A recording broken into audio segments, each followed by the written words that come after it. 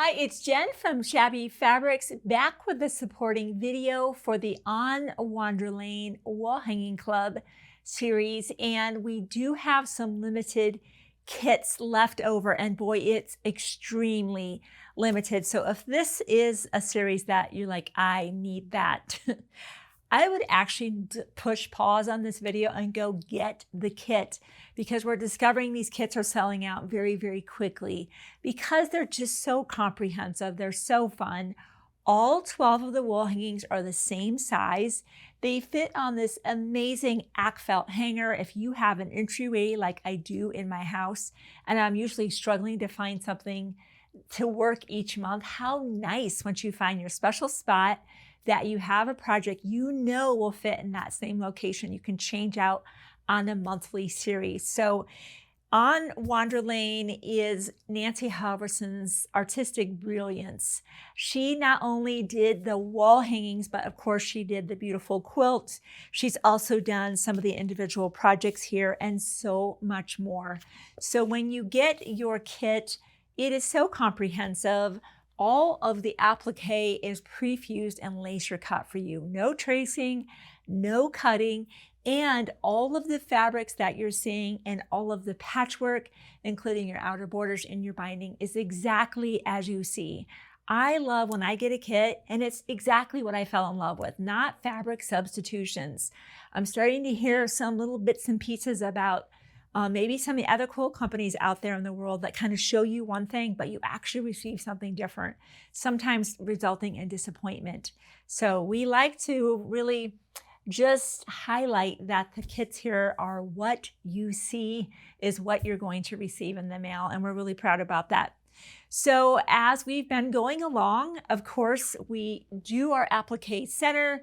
This is where that thread set comes into play. And the reason you're seeing so much thread here is that's really going to span all 12 months of the On Wanderlane wall hanging series. So you can be confident that if you pick up the thread set and you happen to pick up maybe the June kit, maybe February or July or whatever month, maybe this month, you will have the thread to be able to stitch down all of the applique, because we know that applique pre-fused laser cut is just temporary. We need to stitch that down, and this is a 50-weight thread set. One of the other things I want to mention to you about our kits is that we also include a supplemental form here, because when Nancy included her instructions, because she used actually four collections to put this together, Wanderlane 1 and 2, and also Whisper Weave 1 and 2. These are big collections, collectively a lot of fabric. Her instructions will say from 2 greens or from 2 reds. Well, we want to make sure that you know which greens and which reds, so we've included a supplemental guide here that's showing you the exact fabrics in your kit that happen to be Nancy's exact fabric selection. So that is something you're going to want to keep close eye on, and it also includes your cuts inside there. But really your assembly instructions and all of the information you're going to need is going to be in that book.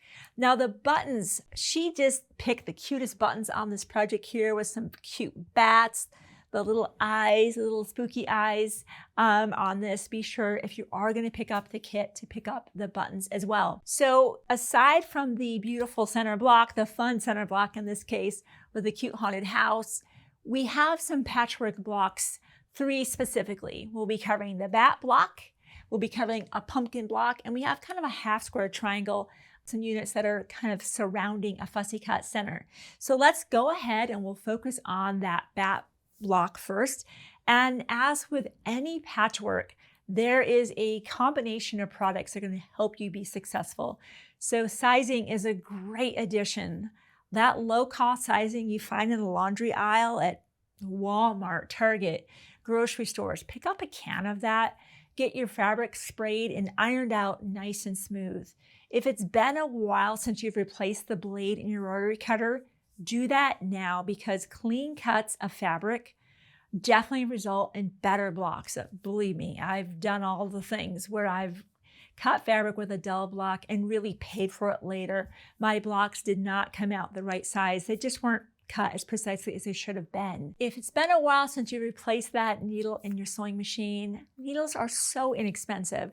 go ahead and just switch that out. We chose a top stitch size 80-12 needle, or whatever your favorite piecing needle might be. Go ahead and change that needle out. These are the things that go ahead and set us up for success. But then it's all about precise cutting, precise pinning, and of course, dialing in the 1/4 inch seam allowance. And for that, I am consistently using the seam guide right now in my diagonal seam tape, because I'm getting a lot better than I used to be, but it's still something I'm a little inconsistent with now and again, dialing in that 1/4 inch, which is really essential for patchwork. So let's go ahead and kick this off with our bat block. Now, lots of cuts. Grab maybe some sticky notes, or if you've got a sheet of stickers. We found this extremely helpful to, as we cut, label that fabric. So many of the cuts look alike because they're, very similar looking as you make these cuts. So let me show you what I'm talking about here. As we were making our cuts, we went ahead with just some little pieces of stickers and we labeled that. That helped us get everything really organized, and we laid out the block, the way that the block is actually going to happen here. So you can see this is my A here, and this is my fabric here, and right here. So let's just start off with, here's a great example of, we've gotten everything cut out to the size per the instructions included in our supplement. And we've drawn a line from corner to corner. And this is just a sew and flip technique. We've done this so many times where we're just sewing specifically from corner to corner, and then we're going to press. And that is really how we're creating these units here. Right there's a sew and flip, there's a sew and flip, and here's another here, right? Where we have this section, we simply place our square, we've drawn the line, sew and flip, and that's creating this here. This is just right side together, of course, and we're pressing. And so let me just bring out that unit right there, because this is really built with that portion, right? The sew and flip, sewing that together, sewing these together, sewing this unit together, and then this unit together, top to bottom. So as you get more experienced in quilting, you can almost look at a block and strategize, even without the instructions. What would be a logical assembly technique that would be required to put the block together? And sometimes you have some options. And this is very apparent, right? That we need to complete this side, and then sew that together. And let me just open that so you can see the back of that block. Sometimes books will just say press, and you're like, how? We always want to show you what we're doing. We don't really want there to ever be secrets about how we put our projects together. We want to share with you our tips and techniques to help you be successful as well if you don't have your own idea of maybe how to press. So that's how we went ahead and pressed that portion of the block. As we continue over to the right side, you can see it's more of the same concept of starting off with a rectangle, having a square, drawing the line, placing precisely in the corner, and sew and flip to create this unit. Simply sewing these together, and again, we have a larger square with two smaller squares with the drawn line, sew and flip. A lot of the same techniques of sew and flip, right? And now we can see that we're going to sew these together. Once that's assembled, this is right side together to create this lower portion. And you can see now these three are just sewn together and then joined here. And then we really kind of have two hemispheres here, right? We have our left side and we have our right side, right? So just remember, this is not a Learn to Quilt series. We definitely have that on our video. And if you're brand new to quilting and that was like, whoa, that was too quick, head over and watch that series and you will see where I take a deep dive into all of these conversations, pressing, 1/4 inch seam allowance, and so much more. This is more of just a review of how does this block go together and maybe some pressing tips and techniques. And I'll flip that block over so you can see the assembly technique and the pressing technique that we use to complete that back block. And of course, it's fun because you get to make that back block, 4 times. One thing I'll call your attention to is this block here being directional. If it's important to you that all of the stripes are moving in the same direction. Just might take more time to make sure that when you are doing a sew and flip technique, right, that your stripes are going to be going the right direction. You can always fold that fabric over and preview what you're going to see. And if the stripes are going the wrong direction, simply turn that fabric 90 degrees. Make sure it's going in the right direction. And when you're sure that it is, then you lay it down and draw the line. So that's just something I wanted to mention about the that block there, being that it has some directional fabric. So I'm going to go ahead and clear the table, and then we'll come back and we'll talk about putting our pumpkin block together. So for our pumpkin block, it's so cute. It's actually 2 blocks there. And as we kind of break this down, you can see you kind of have this portion here, this quadrant really, that's kind of a combo, this section in here, this portion in here, and this upper portion. So again, it's nice to kind of dissect a block visually going, okay, what's the plan here? And this one does have some directional fabric, so we need to be mindful of that.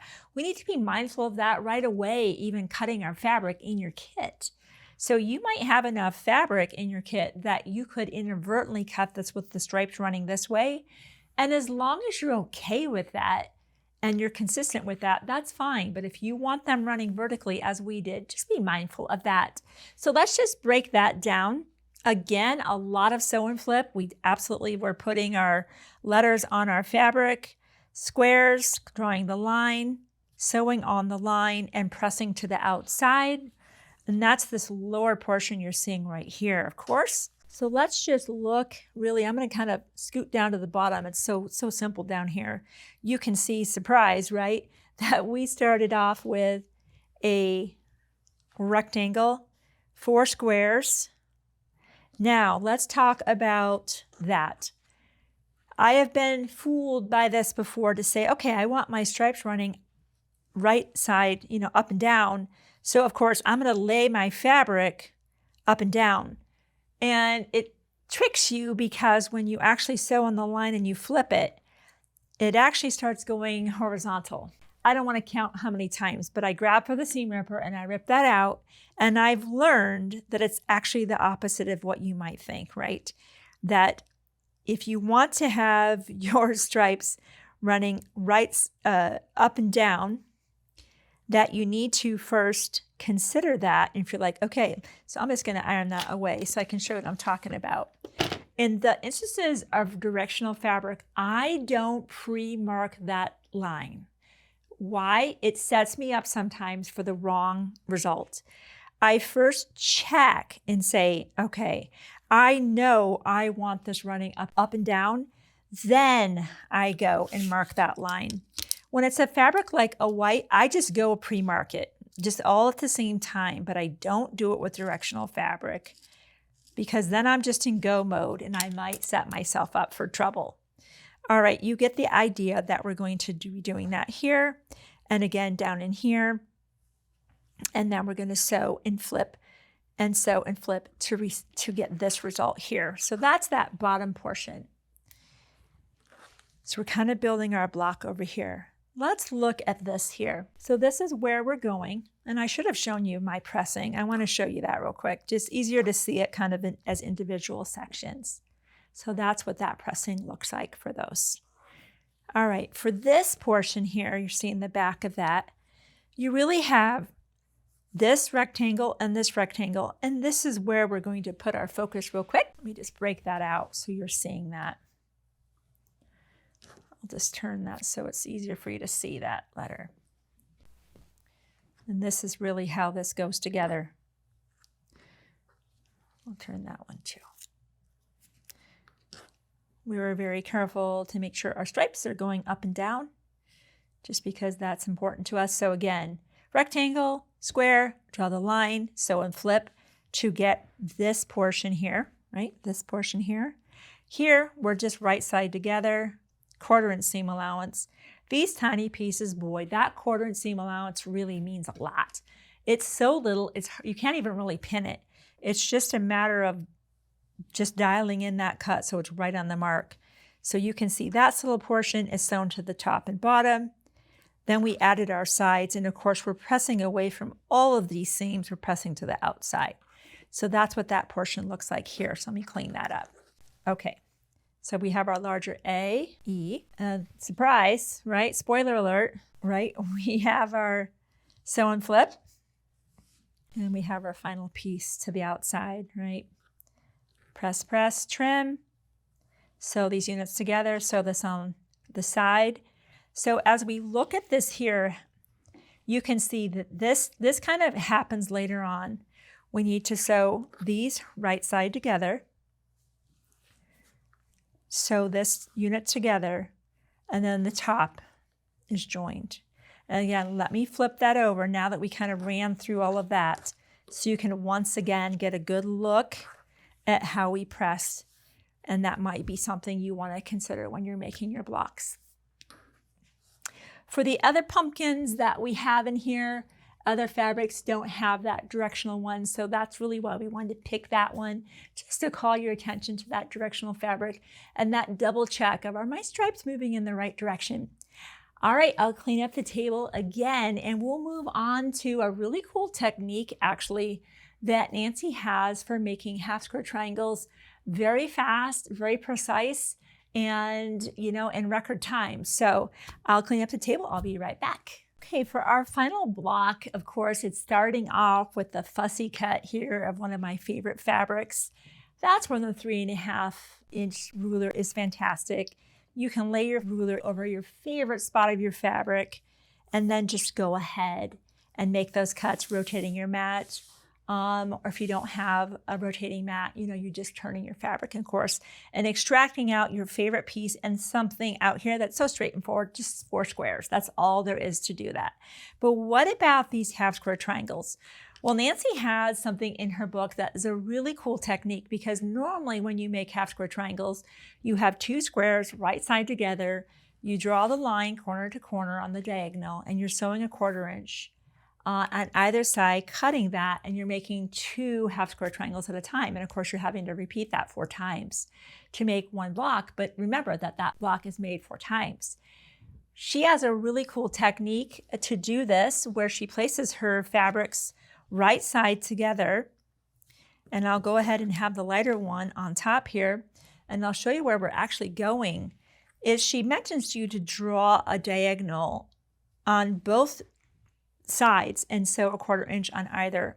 Or you could, this is a creative grid tool, either way works, where you are drawing alongside this tool and sewing on the line. It does not matter how you accomplish it, but if you feel less confident about drawing a line diagonally and tracking a 1/4 inch away from that, and then again in this direction, this might be a tool that you're enjoying. That might just help you build your confidence as your skill improves. Or for me, I've gotten much better about being able to track that line. However, I just enjoy the simplicity of the seam guide, so I can just relax and know I'm there. Now, one thing I do recommend is you're sewing on the inside of that line, right? You're going to sew on just on the inside of that line, not on the outside of that line, and that's going to hold you real nice and tight and snug into getting that 1/4 inch seam allowance.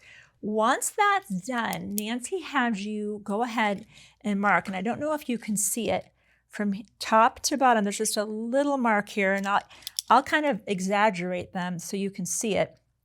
We had already pre-marked that. She has a measurement in her book. She's just basically having you find the center to draw that line.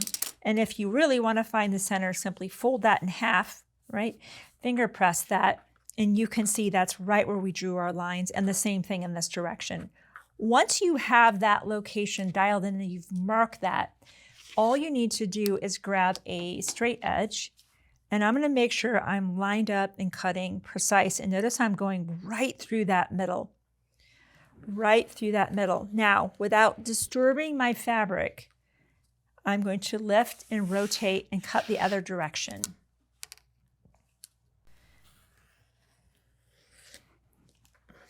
And now we need to cut down our drawn lines. What a clever way to make 8 half square triangles in record time. The other thing you can do, you could also grab a package of 1.5-inch star singles. You've probably seen me use those before. I'll cover that very briefly.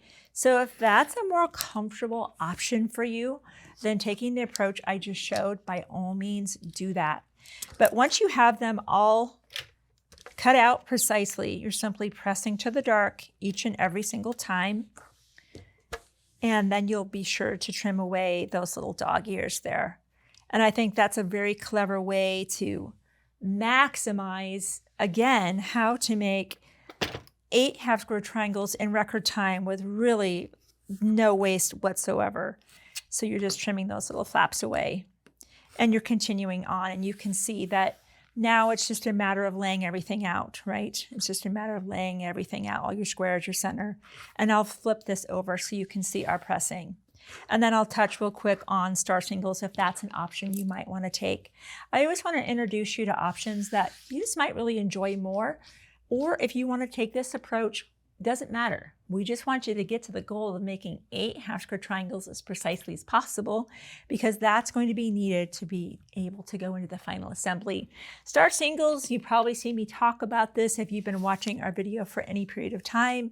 They come in a variety of sizes, and their size is actually based on the finished size of that half square triangle unit once it's sewn into the project. So we all know this is based on a 1/4 inch being sewn all the way around. So if you know that you are going for a 1.5-inch finished half square triangle, as we are here, as they're showing into our projects here, this is being sewn in, then that is the size that you're going to be wanting to purchase, is the 1.5-inch. And these come in a variety of sizes. So this is something you could use well beyond this project. The basic idea though is that you get your fabric, you have your paper on top, you're placing the fabrics right side together, your paper's going on top, and with a shortened stitch length, you're coming onto the paper, which is numbered 1, stop at your circle, dark circle, needle down, and you simply start moving in another direction, and you continue all the way around, sewing on the dashed lines and cutting on your solid lines. And again, this is going to produce 8 beautiful half square triangles that do not need to be trimmed up. They will be the precise size that they need to be. So you would just simply go, once everything's sewn down, and I'll just give you one of them real quick, and I'll do a measurement check, and you can see that whether you take Nancy's approach on this or you want to use star singles, again, doesn't really matter. This, I would say, is a little bit easier in that we're just sewing on paper, right? So easy to do. And then you would, of course, need to remove that, tear that away. And that's one of the reasons we sew on a shortened stitch length, is just to put a little more thread into the fabric. So when we remove our paper, we're not disturbing any of our stitching. And again, we press to the dark, trim away our dog ears. And you can see that whether we're making our half square triangles using Nancy's technique or star singles, these are the same size, so you can choose your favorite technique. So that is the 3 blocks that make the Midnight Manor wall hanging. Again, just design brilliance by Nancy Halverson. And thank you again to Nancy and her team for allowing us to bring you these supplemental videos, just giving you tips and techniques, helping you be successful so you can build your own darling wall hanging, and many more to come. If you haven't subscribed, today is that day. Go ahead and subscribe, hit the bell as well, and let your friends know we are here to really provide fun and encouraging videos 24/7, always free to you to watch at your convenience. Thank you for giving me part of your day today to show you how these blocks go together. I look forward to seeing you soon on another Shabby video.